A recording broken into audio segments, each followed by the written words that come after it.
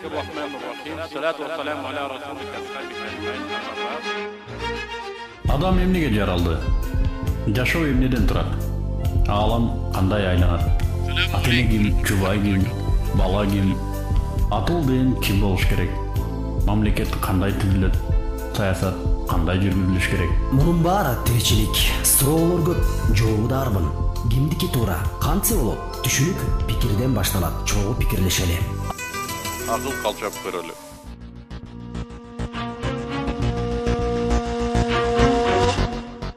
Euzu billahi mineşşeytanirracim.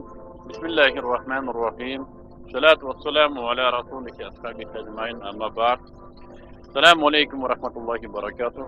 Hurmatly mekendeşler, hurmatly yurttaşlar, hurmatly Kırgız eli.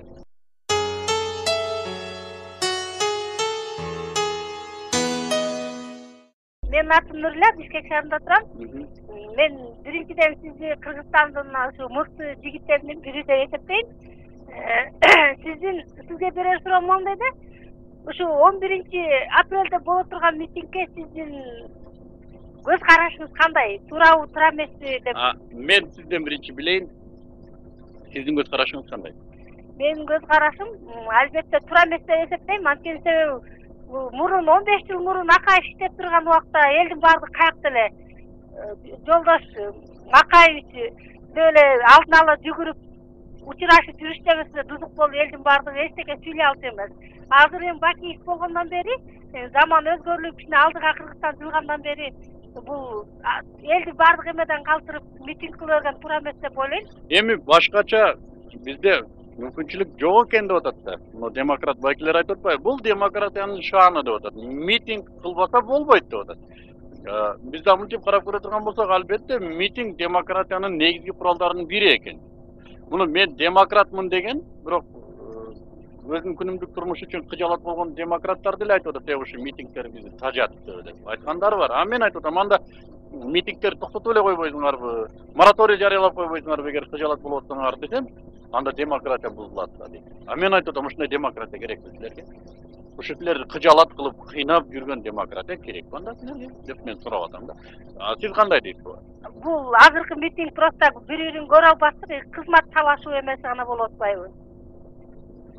Сиз тегерегиңиздегилер эмне деген пикирде? Менин тегерегим мисалы үчүн менин семьям баардыгы эле ошо тиги кызмат талашуу да, бул просто. А эгер сизге 500 сом берем десе чыгасызбы күнүнө? Жок, мен чыкпайм, неге чыгам? Саатына 500 сом берем. Акча үчүн алданбайм да. Кантип алданбайсыз? Эми курсагыңыз ачат да. Мен курсагым ачпайт, Кудай шүрүк. Ар бир адамдын өзүнүн ырыскысы бар. Кудайдын буйруткан турмушу бар, ошону көрүп эмес. А сиз өзүңүз 5000 сом берем десе, сиз сат белеңиз. Мен чынын айтсам, бул маселени өзүм чечип алгам да. Мен да сизге окшоп ырыскыны Кудай берет деп жүргөн адаммын. Жана алып аткан ырыскымды адал алгым келет да. Бирөөнүн укугун тебелебей, бирөөнү кыжалат кылып, коркутпай, нетпей эле. Албетте, мен деле оюм ошо. Рахмат сизге. Демек айтар оюңуз митингге чыкпаш керек. Чыкпаш керек. Анда сиз демократиянын душманы болуп каласыз. Азыр адамда тынччылык, жыргал жашоо болуп атканда Нурила. эмне кереги бар? Анда сиз демократиянын душманы болуп атпайсызбы? Мен душман эмесмин. Неге душман болом? Ар бир нерсени түшүнүк өз ой эмеси менен. Мына мен дагы бир жолу айтам. Митинг демократиянын негизги куралы. Туурабы?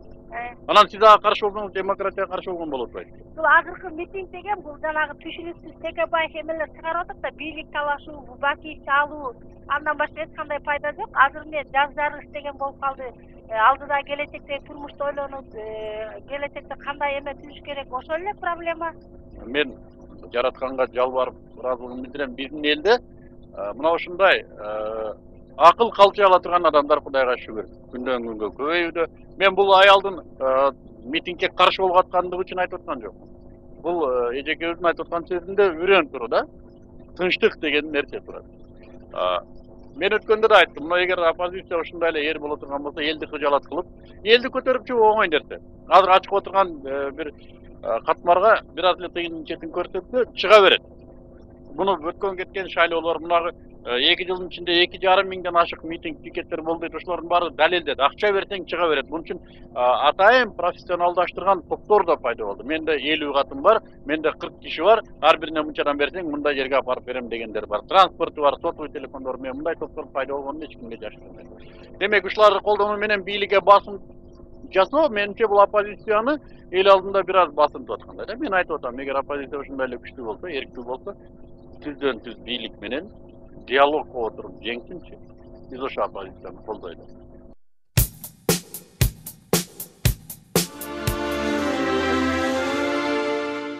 Митингге чыкпайм, жанагы телевизор аркылуу берип аткан реклама элге кошулуп бакты кеп, ошо үйүнө оокат кылып отуруша бербейм. Ошо жаштарга эмне жок дейм да. Мен берде бир нерсе турат да. Менде бир ошо 500 сом үчүн ошо жаштарга эмне жетишпейт. Ата-энеси багып атат да. Туура айтат. Ошо Адамдарды Гүлбар, алардын түшүнүгү башкарат да. Эгерде алардын түшүнүгү өтө тайкы болсо, албетте аны бир эки тили жатып саясатчымын дегендер келип башын айлантырып туруп бир гана митинг эмес, келгиле эртең жер шарын тескери айлантырабыз десе да чыга берет. Келгиле жер шарын бияк айлантыра турган кылып коелу десе, о давай ошону да митинг менен чечебиз дегендер бар да. Бирок бу жерде мен айта турган бир кооптонуп турган нерсе, өткөндө бир мындай аксакалдарыбыздан сөз чыкты. Ошо митингтерге мораторий жарыялабайлыбы бир эки жылга деп. Мен ушуну чын жүрөгүм менен колдойт элем. Бул албетте билбейм, биздин мамлекеттик телевидениянын позициясы эмес. Бул мен Муктуй Арыстанбек катары, ушул Кыргыз Республикасынын атуулу катары, жети баланын атасы катары, ушу өзүнүн үй бүлөмдүн келечеги мени кыжалаттандырган адам катары мен муну колдойт элем. Азыр бүгүнкү күндө эл аралык коомчулукка уят болгонубуз мейли эми, бирок өзүбүз деле чарчап атат жардылыктан. Бир аз иштеп мүмкүнчүлүк берилип атканда, мына Кудайдын күнү, Кудайдын күзү, жазы bir ganimet nerse go. Biz kışında egneге албасак, жайында деген ор албасак, демек жаз менен күз бар экен. Ушул учурда белди бекем түйүп, мына карыз деген 2,5 миллиард туру, анан жанагы айдаганы 5 эчки ышкырыгы таш жарат болуп эле күндө эле митинг кыла бергенге мен өзүм да кыжалат болдум. Мен ушундан улам айтып атам. Балким ушул нерселер туура эместир да. Эми адамдар түшүнүгү башкарат деп атпайбызбы? Жалпы эл буга бардык эле каршы. Бирок арабызда бир 5-6 киши бар экен, ушундай жол менен оокат кылып турган.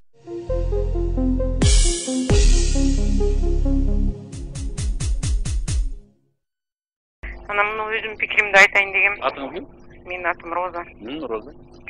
Мына жерде депутаттар бир 5-6 депутат оппозиционный. Эмне үчүн элдин атынан дайым сөз сүйлөшөт? Мен аларды шайлап алганда. Мен алардын пикирине кошула албайм. Эл шайлады деп элдин мен көргөн жокмун ошолор элди кыдырып бир элдин жашоосун же элдин пикирин сураган. Мен дароо эле сөзүңүздү бөлөйүн, кечирип коет. Трубканы койбой турсаң. Булар элдин атынан сүйлөөгө укугу бар.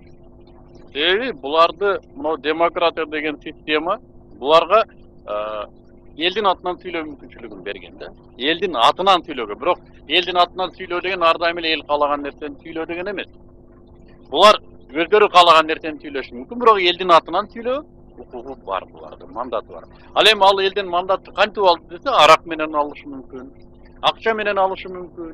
Элге эл буларга келтирип, "Эй, сен биздин атыбыздан сүйлөп атасың го" десе, "Мен силерден үнүңөрдү сатып алганмын" дешке булардын укугу бар. Канчага десе, 1 жылга аракка сатып албадым беле сенден үнүңдү. 5 жылга сенин атыңдан мен каалаган нерсени сүйлөйм деп сатып алгам деп айтууга булардын толук конституциялык укугу бар. Мына ушуну шайлоо учурунда биздин эл ойлонуш керек болчу. Кимди шайлоо?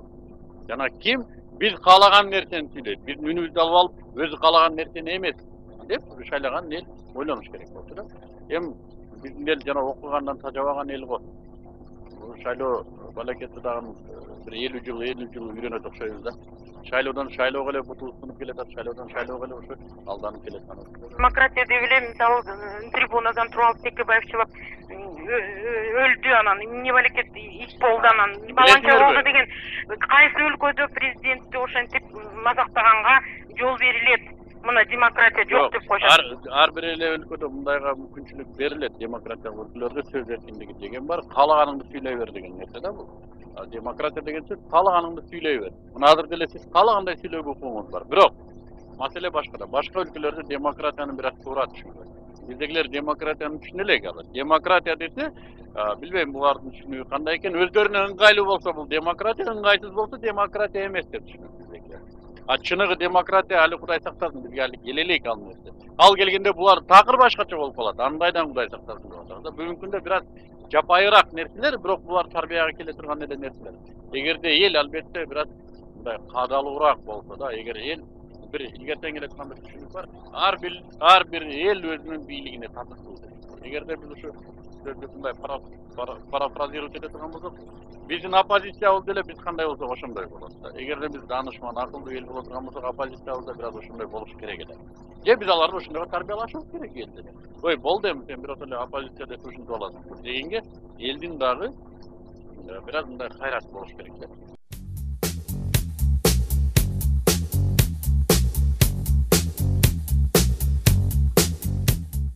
Мен мисал үчүн күчүндө митингде болгон адаммын.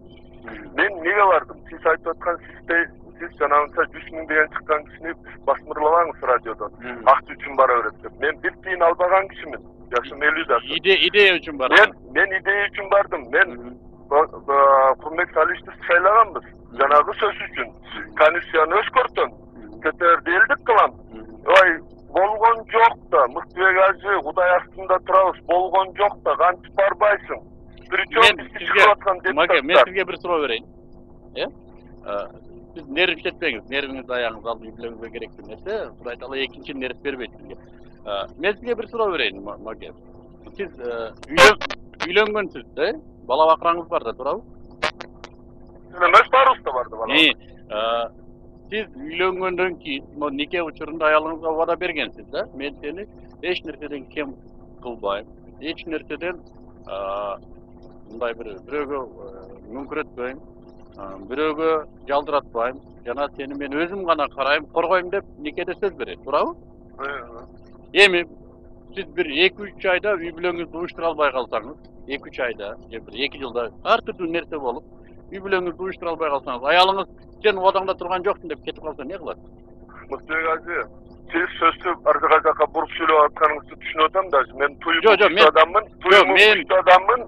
Маке, балки мен деле митингге чыгармын да, балки мен деле чыгармын. Мен азыр сизден түшүнүп алайын деп атам да. Балким сиздики туурат. Биз кыйтырып жүрүп митингде Конституцияны элдик кылып алдырдык эле. Экеле күндө кайра Конституцияны президент кайра алып койбоду. Ал эмне деген сөз болот? Сиз кызыксыз да, каяктагы 2 жылда bu жерде кыйынчылыкта жүзө жок болчу. Ошо туруп конституция турса мен эртең митингге бармак эмесмин мисалы. Эми карап туруңуз, мен анда бир башкача суроо берейин. Мени кечирип коесуңар, мен бийлик тарабында деле эмесмин, оппозиция тарабында деле эмесмин. Мен ислам тарабындагы адаммын да. Мен айта турган сөзүм такыр башкасы. Мындай айтканда биздин эл могу демократия деген бүт акмакчылыгын көрсүн деп атам. Мейли көрсүн. Эми бирок менин бир гана каршы жерим мына митинг маселеси болот. Ошо керекпи? Мен айтып атам, оппозиция болуш керек. Болсун оппозиция. Оппозиция болбосо бийлик көп кетет чындыгында. Акайып болуп кетпейби. Бирок оппозиция 2 күндүн биринде эле элди ушинтип сизге окшоп туйгусуна тийип, мына өзгөргөн жокпуз деп сизге окшогон патриот адамдарды улам эле көчөгө алып чыга бериш керекпи? Рахмат. Эми Кудай астында биз бир жолу жакшы сөз уктум сизден. Ыраазымын. Сиз Кудай астында бир жолу кулагыңызды эми ачтыңыз да? Жок. Мен эртеменден бери эле ушуну сайрап атам, ой, митинг керекпи дегенди. Жок, буга келеличи, Мыктыбек. Уважать этип Кудай астына буга келеличи. Давай орнун диагнозун табалычы. Эгер эч нечейин деп дагы оппозиция айтып атат. Конституцияны ырктаса, элдик кылса, митингди токтойбуз. Туурабы? Алар айтып атат. Бийлик ошого бара алабы? Бийлик ошону жашап койсо, эртең мен оппозиция ким ал? Оппозицияны да айтабыз да, мына тиребит этилгендер артык. Ким барат митингге? $5000 берсе да эч ким барбайт. Айтканыңыз убакыт жок. Силерсиз мен жерди өзүм айдашым керек. Катын баламды өзүм багышым керек. Силер антип политикага элдин турмушун аралаштырбагыла. Вот диагноздун баары ошол жерде орун. Мен сизге бир нерсе да өзгөртүш керек. Мен түшүндүм сизди. Сиз Кудай алдында элиңиз үчүн жүрөгүңүз ооруган жигиттерден экенсиз. Мен сизге суроо берейин дагы. Мына ушул конституция. Талаштын баардыгы конституциянын тегерегинде болуп атат, туурабы? Конституциялык реформа кылбады деп атат да. Сизге ушул конституциялык реформа эмне берет, мен түшүнөйүн деп атам да. Эмнеси сизге пайда, эмнеси зыян? Мына эртең бийликтин баарын парламентке берип койсун, же бийликтин баарын тип Бушка берип койсун. Конституция боюнча андан эмнеңиз өзгөрүп кетет? Сиздин реально жок. Мен кызыкмын, мен сизден сурап атам да. Депутаттан мен сурап алам. Силерде укук бар. Силерди сайлаганбыз. Демократиянын систем. Сиз журналист адамсыз да. Сиз караңгы жакка тартпаңыз. Сиз карапайым болгон менен өзүңүз айткандай кыргыз элинин эң арзан багада бала. Мен ушу оппозициядагылар бир жерин сыйлабайм да. Булар такыр бирөөнү укпай калдыңар да. Силерчи өзүңөрдүн үйдө отуруп ойлонуп алган оюңар менен эле чыгып эле ла Ой, уксаңыздар боло айланып кетейин. Жакшы нерсени угуп атасыз, кулаңызды бир мүнөткө ачып койсоңуз эле. Жакшы нерселерди угуп түшүнүп калып атасыз. Мына угуп көрдүңүз, мен сизге айтып атам. Конституция бул эл менен бийликтин ортосундагы контракт эле. Бүгүн оппозиция чыкты да конституцияны өзүнүн тарабына буруп атат. Там бизге бийлик аз болуп калыптыр, силерге көп болуп калыптыр. Келгиле мындайынча бычалы деп атат. А мен сизге айтып атам, жөнөкөй үй бүлөсү бар дыйкан киши катары ушул конституцияны оппозиция тарапка ууганынан же бийлик тарапка ууганынан сизге не пайда деп атам. Мен Кыргыз тарабындамын. Муктубек Айсада. Ой, бул конституция кыргызды ойлоп атат деп атасызбы азыр? Ушу оппозиция кыргызга керектүү деп айтып атабы? Ойлонгон адаммын. Причем мага оппозиция, причем бийлик. Кыргыз эли дүйнө жүзүндө уят болбой, кошуна колонго уят болбой бир агарып көгөрүлө деген кишинин биримин. Анда мен дагы бир акыркы суроону берейин сизге. Мейли, мына эртең кайра митингге чыгалы. Мен да сиз менен кошулуп чыгайын. Бакиевди кетирели. Давайте, кеттин дедик.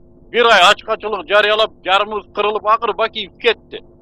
Силердин бийлик келди. Анан эмне элтин чукалабы?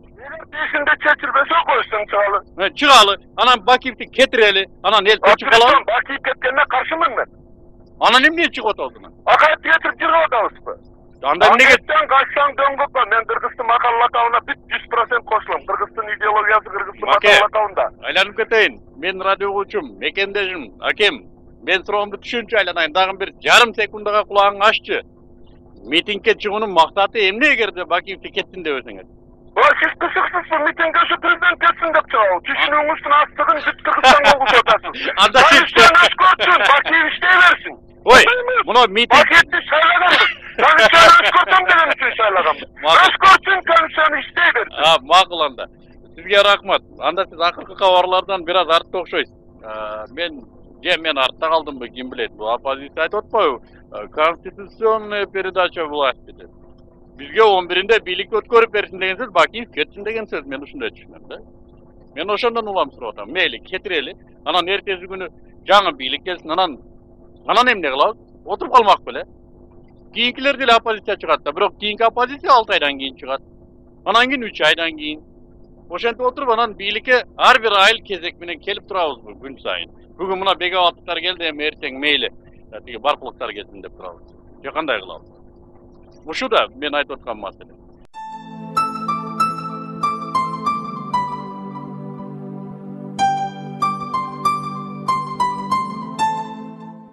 Эми аларды эл шайлаган экен. Эли балким аларды колдоп аткандыр, ким билет. Бирок ошол колдоп аткан мына гүпүлдөп сүйлөгөн паровоз байкезге окшогондор дагы бир аз ойлонушта да, эмне маселеде өзүнүн энергиясын кетирип атат. Кайсы маселеге жүрөгү менен кирип кетти да, балким өмүрдө бир жолу бериле турган нерсе. Ар нерсеге эле нервиштетип, үй бүлөңдүн акыбалы, өзүңдүн акыбалың болор болборсун эртеге эле корой турган нерсе эмес да. Бул Кудайдан берилген бир чоң керемет жана Кудайдан алынган жоопкерчилиги чоң болгон аманат бул жашоо деген нерсе. Анан аны бирөө мынтип койду эле, бирөө мынтип койду эле деп. Мен өткөндө бир жараткандан сыноо алып инфаркт болуп больницада жаттым да. Мына ошол больницада жатканда ооруканада менин ойлогонум эмне болду дебейсиздерби? Эч кандай бийлик, эч кандай оппозиция. Керек болсо коргондогу коюм, малым, аялым, эч кимди ойлогонум мүмкүнчүлүк тапкан жокмун ошол учурда. Мен ойлогонум бир гана нерсе болду. Бир канча кимден карызым бар эле, ошолорду бергенге үлгүрдүмбү, үлгүрбөдүмбү? Мен тияга кандай баратам? Тиякта эмне болот мени? Эмне күтөт өлүмдөн кийин деген гана коркунуч менен жаттым ошол күндөрү. Тагыраак айтканда, бул дүйнөдө мынагу биз ушинтип гүпүлдөп баары жокту, элдин баарын тажатып, же болбосо тетирисинче элдин баарын кыжалат кылып аткан нерселердин баардыгы акыйкат учуру келгенде өлүм алдында бир тыйынчалык баасы жок нерселер. Андан көрөк тетирисинче ошол жака бараарда ойлонбой, эч нерседен коркпой бара турган нерсеге даярданып алсак болот экен, урматтуу мекендештер. Азыр биздин берилип аткан жашообузда биз эмнеге кетирип атабыз? Карасаңыздар, ден соолук эмнеге кетип атат? Карасаңыздар, биздин байлыгыбыз эмнеге кетип атат? Биздин күнүмдүк ой жүгүртүүбүз эмне менен алек болуп атат? Ушунун баардыгы керекпи бизге? Менимче керегинен кереги жогу көбүрөөк болуп атса керек да.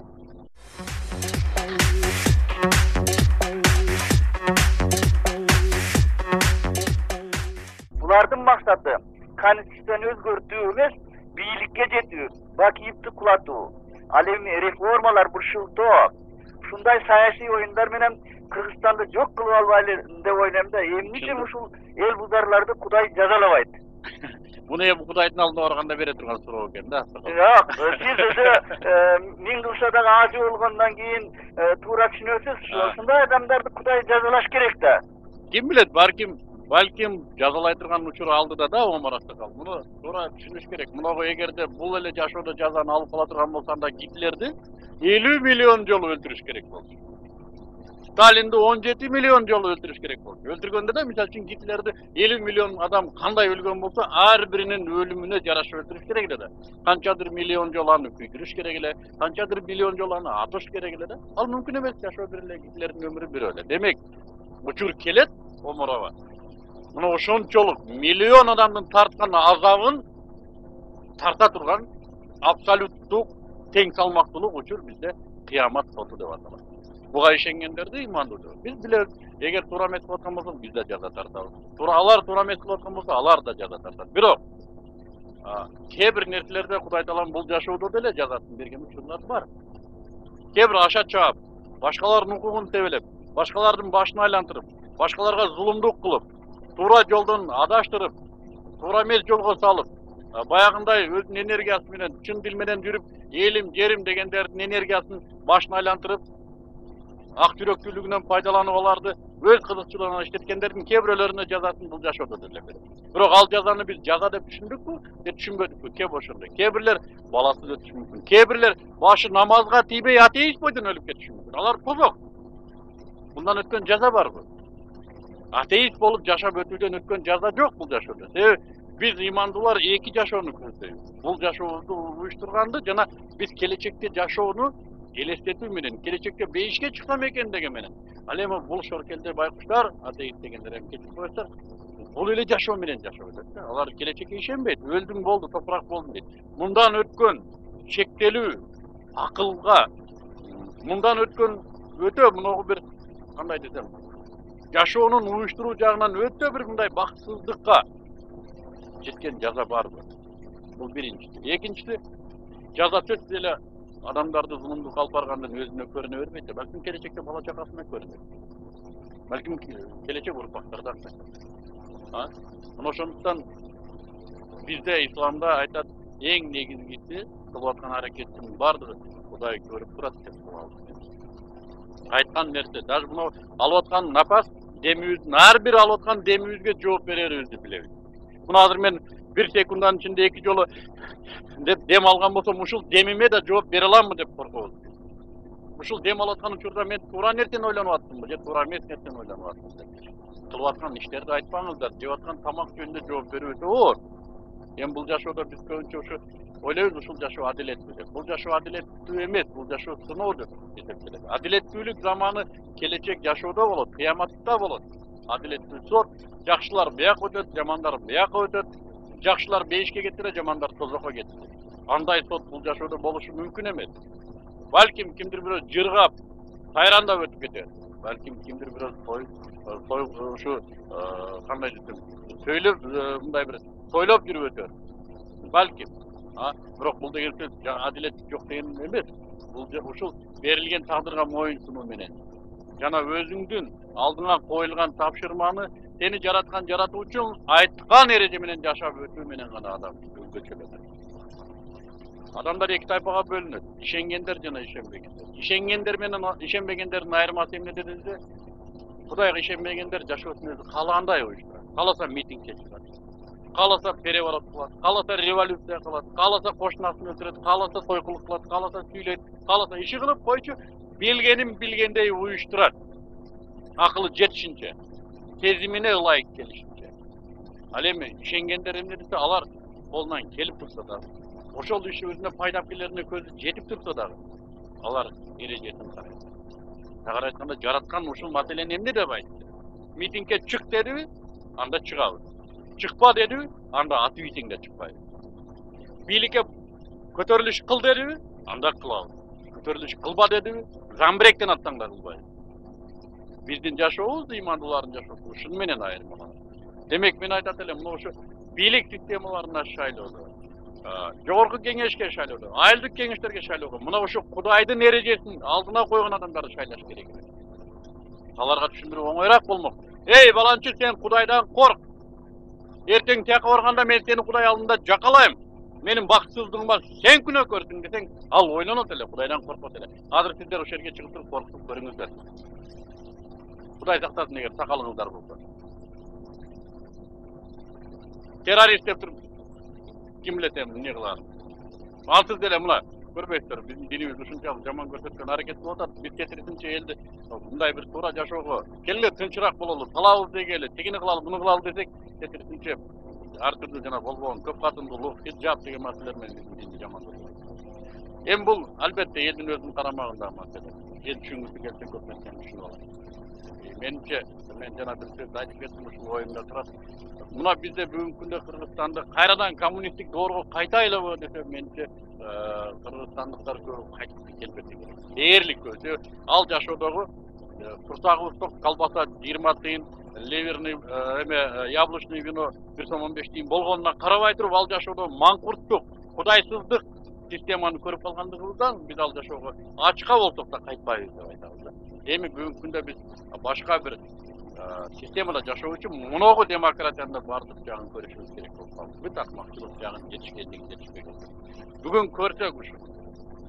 Мындай кыла берсе болот турбайбы, мындай кыла берсе болот турбайбы деп бирок акылыбыз калчаганга дарамет жете турган болсо, балким келечек муундар биз арзуу кылып өткөн жашоону уюштурабыз. Буга ишенебиз. Но бир айтып кое турган нерсе бар. Бул деген сөз бүгүн мейли уруксат берип коелу, колдон келгенин баарын кыла берсин, ким билгенин айта берсин деген сөз. Бир аз таашыбызда керек. Коом ойлоно билгендер үчүн аманат. Билгендер менен билгендер теңби дейт Аллах субханаху. Албетте билгендердин жоопкерчилиги билбегендердин алдында көбүрөөк. Ошондуктан биздин кээ бир атуулдарыбыз, биздин кээ бир ага энелерибиз билбей кылып аткан иштерин айтып коебуз. Албетте акылы жетиктер ойлонор. Акылы жетпегендер, КТР ушундай, тиги бул деп калар. Ал үчүн биз мойнубуздан жоопкерчилик алабыз. Бизге коюлган негизги максат элибиздин тынчтыгы. Бизге коюлган негизги максат жаратканыбызды ыраазы болуу. Эгер жараткан бизден эмнени кылганыбызда ыраазы болооруна көзүбүз жетсе, ошону кылышыбыз керек. Жана эмнени кылганыбызда бизден наразы болооруна көзүбүз жетсе, андан ачкадан өлүп атсак да баш тартышыбыз керек. Демек бүгүнкү күндөгү негизги тапшырмалардын бири биздин мойнубузга түздөн-түз милдет коюлган нерсе. Анда урматтуу мекендештер, бизге берилген убакыт умураган куштар учуп өттү. Эгерде эмоцияга бир аз багынып күтүндө ийген болсок, баш ийип сиздерден кечирим сурайбыз. Эгерде кээ бир маселелерге чукул кире албаган болсок, жана кээ бир нерселерге акылыбыз кайкылып турган болсо, аны ушундай кечирим сурайбыз. Хуллас, Аллах субханаху ва таала Кудай дегендин баардыгын коргойбой, дуасын орундаткан болсун. Эли жерибизге тынчтап келген болсун. Ата-энелерибиздин өмүрлөрүн узун кылып, денсаулыктарын бекем кылсын. Алардын тилеген максаттарына жеткирип, ооруларына шифа берген болсун. Балдарыбызды ыйманда кармаган болсун. Өзүнүн ыймандарыбызды сак-саламат бек кылган болсун. Иши кылып чоңдорубузга да топ берген, сабырдык берген болсун. Эмки жолу ушуга чейин. Ассаламу алейкум ва рахматуллахи ва баракатух.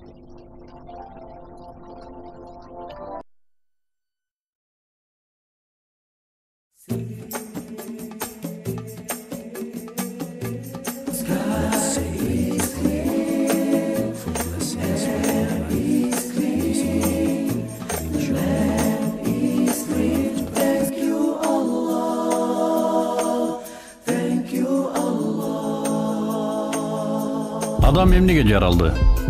Жашоо эмнеден турат? Алам кандай айланат? Ата-эне ким, жубай ким, бала ким? Атул деген ким болуш керек? Мамлекет кандай түзүлөт? Саясат кандай жүргүзүлүш керек? Мунун баары тиричилик, суроолор көп, жообу да арбын. Кимдики туура, кантсе болот? Түшүнүк пикирден башталат. Чогуу пикирлешели.